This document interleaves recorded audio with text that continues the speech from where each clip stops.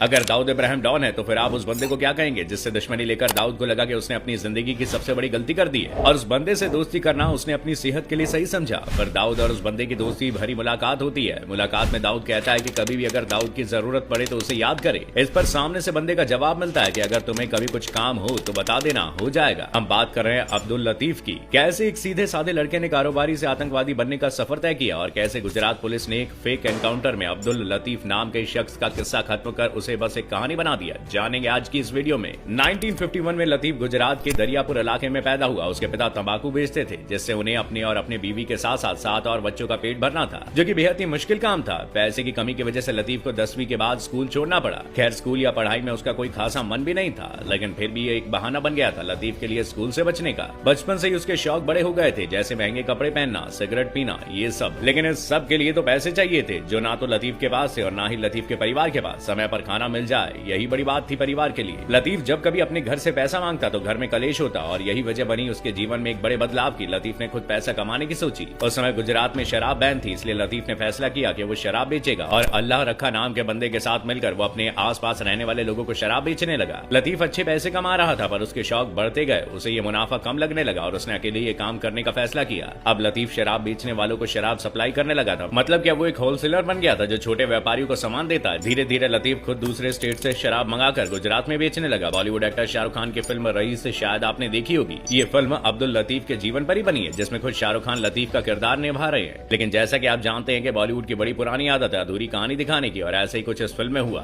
कहानी की शुरुआत में 1981 तक लतीफ गुजरात का सबसे बड़ा शराब का कारोबारी बन चुका था, पर कहते हैं कि इंसान की भूख कभी मिटती नहीं है, वो धीरे धीरे बढ़ती जाती है और ऐसे ही कुछ लतीफ के साथ हो रहा था। दूसरा, लतीफ ने दुनिया पर राज करने का सोच रखा था और यही से उसने क्राइम की दुनिया में कदम रखा। राज करने की चाहत में लतीफ ने शराब के साथ साथ हथियारों का काम शुरू कर दिया, जो कि शराब बेचने से बड़ा क्राइम था, और अपना खौफ पैदा करने के लिए उसने मर्डर और किडनैपिंग जैसे क्राइम करने भी शुरू कर दिए। लतीफ के खिलाफ करीब 40 मर्डर के और 40 किडनैपिंग के मामले दर्ज थे, पर लोग कहते हैं कि लतीफ ने 500 से ज्यादा मर्डर किए थे और उसके डर से कभी ये मामला दर्ज ही नहीं हुआ। उसकी एक खासियत ये थी कि उसने कभी भी खुद सामने आकर कोई क्राइम नहीं किया। उसने अपनी गैंग बनाई और गैंग के लोगों से ये सारे क्राइम कराए। गुजरात के जितने भी छोट भैया, डॉन और गुंडे थे, उसने सबको अपनी गैंग में मिला लिया और यहीं से लतीफ की कहानी में दाऊद इब्राहिम का नाम जुड़ा। दाऊद के बड़े भाई सबीर इब्राहिम को मारने वाली पठान गैंग के 2 लोग अमीन खान और आलम खान से लतीफ हत्या के कुछ दिन पहले ही मिला था। दाऊद को लगा कि उसके भाई को मरवाने वाला लतीफ है और इसी वजह से दाऊद उसका दुश्मन बन गया। पर जैसे कि हमने आपको बताया कि लतीफ ने दुनिया पर राज करने का सोच रखा था, उसे किसी का डर नहीं था। दाऊद उन दिनों साबरमती सेंट्रल जेल में बंद था। लतीफ ने अपने लोगों से जेल में दाऊद पर जानलेवा हमला कराया, लेकिन दाऊद उसमें बच गया। लेकिन कुछ ही दिनों बाद दाऊद की बड़ौदा की अदालत में पेशी होनी थी। लतीफ तक ये खबर पहुंच गई और बीच रास्ते में उसने दाऊद पर फायरिंग कराई, जिसमें दाऊद तो बच गया, लेकिन उसके 2 करीबी लोग इस फायरिंग में मारे गए। और यही दाऊद को एहसास हुआ कि लतीफ से दुश्मनी करके उसने अपने जीवन की सबसे बड़ी गलती कर दी है। ये सब तो चल ही रहा था, लेकिन इस सब के अलावा लतीफ अच्छे काम भी करता था, जैसे गरीबों को पैसा देना, उनके बच्चों को पढ़ाने से लेकर खाने तक का सारा खर्चा लतीफ उठाता था। और इसी चीज का फायदा उसे मिला जब वो जेल में बंद था। 1985 में लतीफ ने जेल के अंदर रहकर नगर निगम का चुनाव लड़ा और जीता भी। अब लतीफ पॉलिटिक्स में भी आ चुका था। बड़े बड़े लोग, नेता, अफसर लतीफ के पास बैठने लगे और दुबई में बैठे दाऊद की भी इस पर नजर थी। उसने अपने फायदे के लिए लतीफ से दोस्ती का हाथ आगे बढ़ाया, क्योंकि उसे पता था कि कभी न कभी लतीफ उसके काम जरूर आएगा। इसलिए दाऊद ने लतीफ को दुबई आने का न्योता दिया।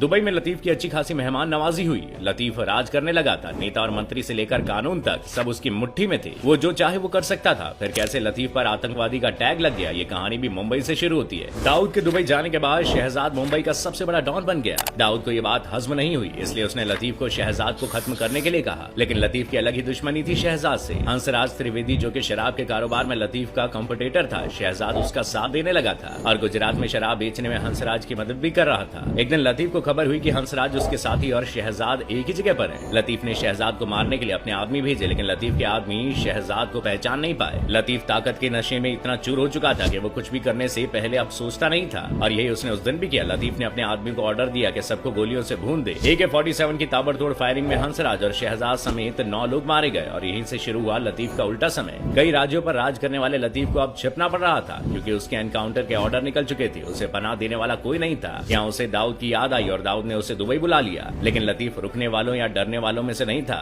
इस कांड के बाद दुबई में बैठे बैठे लतीफ ने कांग्रेस के नेता रऊफ वली उल्लाह की हत्या कराई। 9 अक्टूबर 1992 को रऊफ की हत्या हो गई और हत्या के लिए लतीफ ने रसूल पट्टी नाम के डॉन को सुपारी दी। कांग्रेस नेता को दिन दहाड़े गोलियों से भून दिया गया, लेकिन अभी तक भी लतीफ केवल अपराधी था, न कि आतंकवादी। आतंकवादी का ठप्पा लतीफ पर तब लगा जब उसने दाऊद और टाइगर के साथ मिलकर मुंबई धमाकों की प्लानिंग की, और इसके बाद लतीफ गुजराती ने इंडिया का मोस्ट वांटेड बन गया। सबको लग रहा था कि लतीफ दुबई में है, पर लतीफ बड़े शातिर तरीके से दिल्ली में रह रहा था। इस बात का किसी को नहीं पता था, पर लतीफ की एक गलती उस पर भारी पड़ गई। अहमदाबाद के 2 व्यापारियों को लतीफ ने जान से मारने की धमकी दी थी, जिसकी शिकायत पुलिस में की गई। लोकेशन ट्रैक करने पर पता चला कि ये कॉल दिल्ली से किया गया है। शुरू में पुलिस को लगा कि एक प्रैंक कॉल था, पर लतीफ एक तकिया कलाम का इस्तेमाल करता था। ऐसा क्या, वो बात में इस शब्द का इस्तेमाल करता था और इसी तकिया कलाम से यह पहचाना गया कि ये लतीफ ही है जो दिल्ली से फोन कर रहा है। उसे गिरफ्तार किया गया। लतीफ 2 साल जेल में बंद रहा, पर जेल में रहकर भी वो एक्टिव था। उसकी गैंग के लोग उसके ऑर्डर पर हत्या, लूट, वसूली जैसे काम कर रहे थे और उसका शराब का काम भी बराबर चल रहा था। पुलिस परेशान हो चुकी थी लतीफ से। अब कहा तो ये जाता है कि लतीफ ने भागने की कोशिश की थी तो पुलिस ने उसे मार गिराया, लेकिन कई लोग कहते हैं कि पुलिस ने एक झूठी कहानी बनाकर 29 नवंबर 1997 को लतीफ का चैप्टर हमेशा के लिए बंद कर दिया।